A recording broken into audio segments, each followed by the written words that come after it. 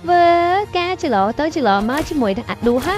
វិញនិយាយមែនឈ្មោះពេលខ្លះច្រឡំហៅអាដបណាសុំទោសសម្រាប់ player ដែលលេងអាឌូហ្នឹងណាពេលខ្លះច្រឡំមកហៅអាដបអីចឹងណាឥឡូវយើងគ្នាមានទៀតមកហើយយើងបិទអាដបចោលបិទអាឌូចោលច្រឡធ្វើការហត់ទៅអាឌូនៅក្នុងផ្ទះណាតែអាឌូហែមកវាយមីនីណអញញ៉ៃពេកដាក់មកចាក់កទៅ first blood អ៊ូអត់បានទេណាបិទអាឌូចោលតែមិនចឹងទេ that game ដៃដួស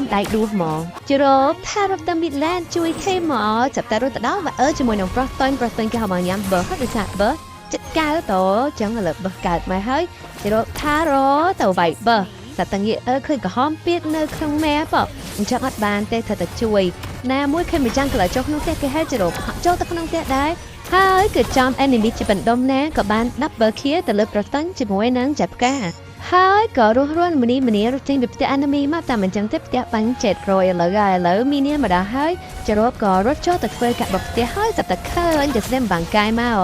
ច្រឡផាក់ចាំហើយថែមអំពើបាច់ព្រីទៀតទៅស្លានបានចេះស្នាក់នៅក្នុងផ្ទះនឹងតែម្ដងណាហើយអត់ពេលដែលយើងបដៃបោះអាឌូហើយអាឌូអត់ហេមរយើងទេគឺហេតែរត់តែមីនីនឹងឯងឥឡូវច្រឡរត់មក Midland មកសេផ្ទះឃើញពាក់ស្រីវានៅក្នុងផ្ទះហ៎